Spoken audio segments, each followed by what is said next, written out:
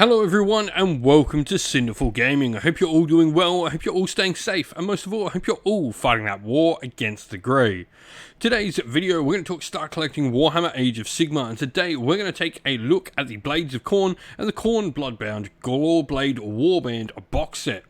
Now, in this video, we're going to aim to look at this box set for starting a force in the current season of Warhammer Age of Sigmar in Andtor, and we're going to go through the contents of the box set, talk a little bit about how we can use all the units and indeed the options they come with inside this particular box set, before having a look at some other units we can use to expand upon this initial set.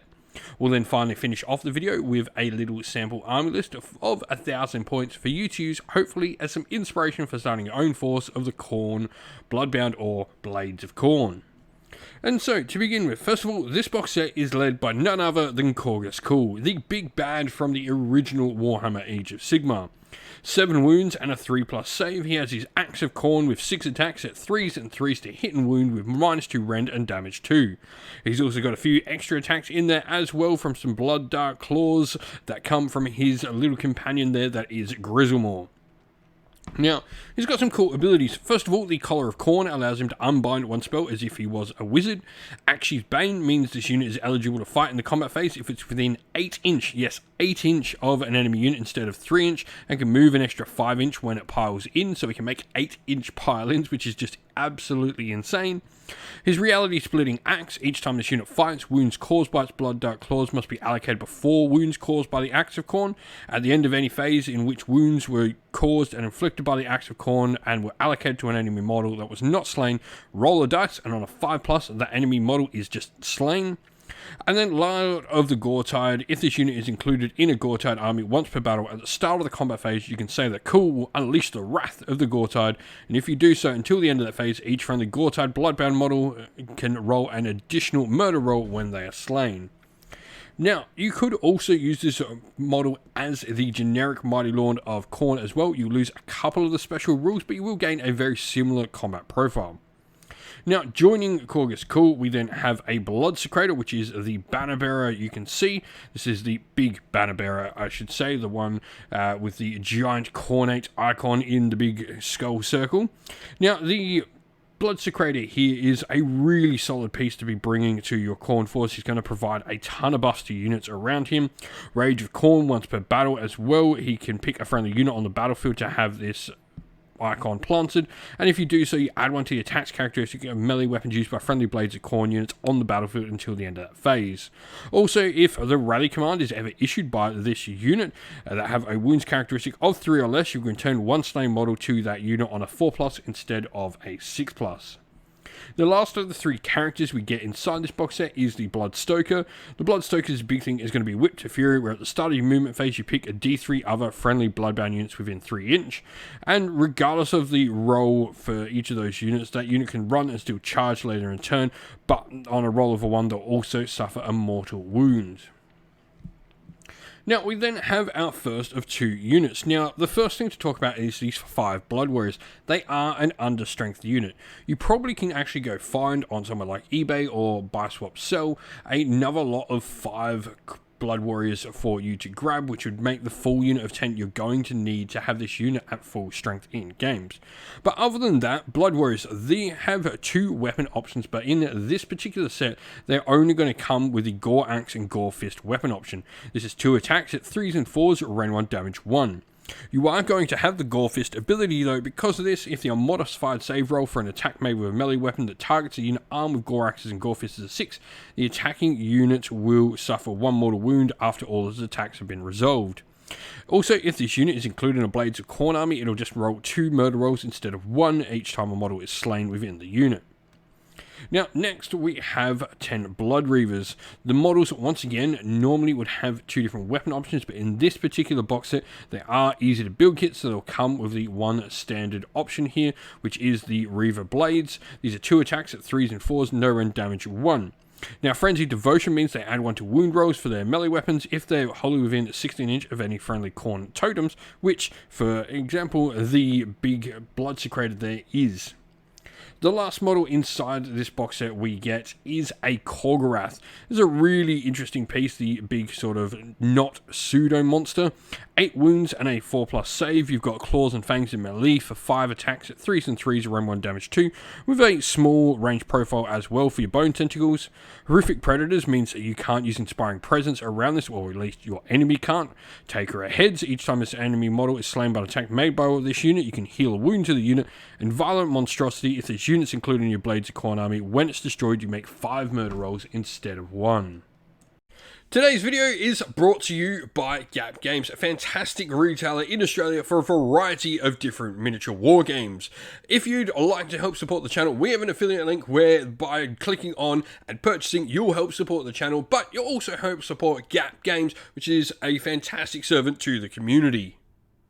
Now, looking at where to go next for our Blades of Khorne, the first unit I want to take a look at are the Wrathmongers.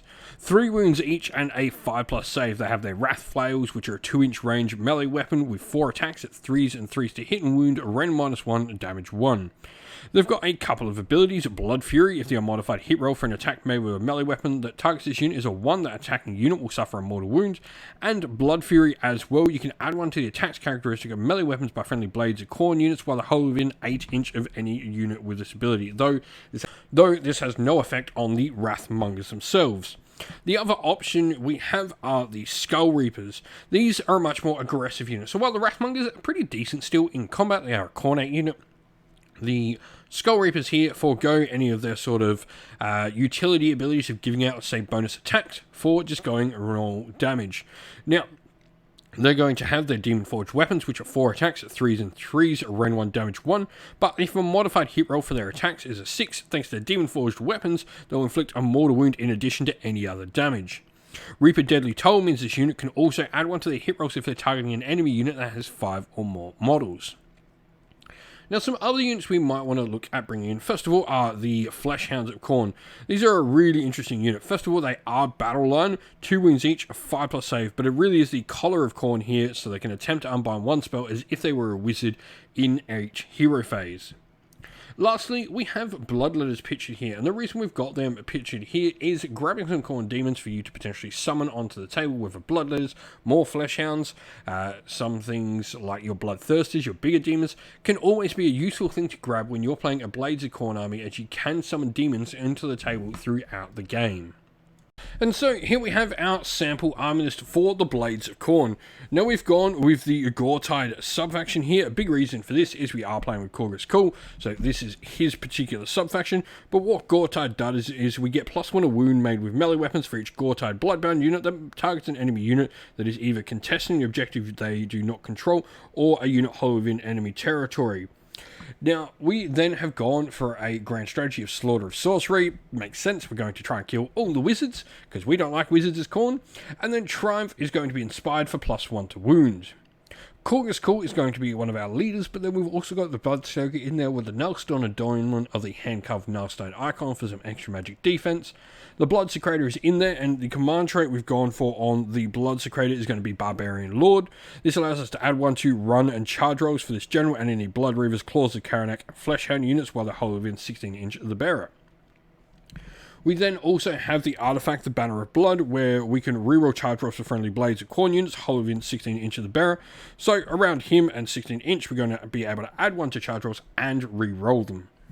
Now, battle line wise, we have 10 Blood Warriors, the proper size for the unit. So like I said, you're going to need to try and gather 5 extra Blood Warriors, which you can from somewhere like eBay or the buy swap sell sites. I'm sure you can find someone else, or indeed grab 2 of the box set if you want to. Now, we've gone for the Gore Axe and Gore Fist on here because that's what the unit is equipped with. And then we've got a unit of 10 Blood Reavers in there and 5 Fleshhounds rounding out our battle line. For other units, we've got a Korgorath and a unit of Wrathmongers giving us 970 points spent, so a good chance we are going to be able to grab that Triumph at the end of the game. But if you've got some ideas on how you'd use this particular box set to get started with a Blades of Khorne army for Warhammer Age of Sigmar and Andtor, let us know your thoughts down in the comments below. And so that is the end of the video. We hope you all enjoyed it. If you did, please don't forget to leave a like, comment, share, and subscribe to the channel. If you'd like to come chat more with me, a number of members of our great little community we have here at Sinful Gaming, we have a Discord server, which is linked down in the video's description. Also linked down in the video's description are the best ways to help support the channel, be that via Patreon or YouTube members, or by grabbing yourself some merch, whether that's stickers, t-shirt, mugs, or anything from our Teespring store as well, or by using our affiliate links, which are also linked down in the description as well, that go a long way to helping support the channel. As a special thank you to all our Patreons and YouTube members, we'd like to give you all a shout out. So thank you to Andy C, Grimskull, Colorblind Magic, Iron Grinch, Benjamin Swallers, James Cater, Mark Harvey, Domir, Average Wargamer, JJ Austrian, Cure Dynamic, Andrew Bowen, Alderin Shot First, Kendall, Soren, Green Roots Gaming, Ronya, Lockloric, The Johnny84, Broken Chef, Ariana Edwards, Monty Tabletop Terrain, James Tillman, Disco, John Castle, and Gargamel196. Thank you all so much for helping support the channel. It means the absolute world to us. Please do not forget to like, comment, share, and subscribe. Once again, everyone, stay safe, stay well, and most of all, keep fighting that war against the Grey. Ciao for now.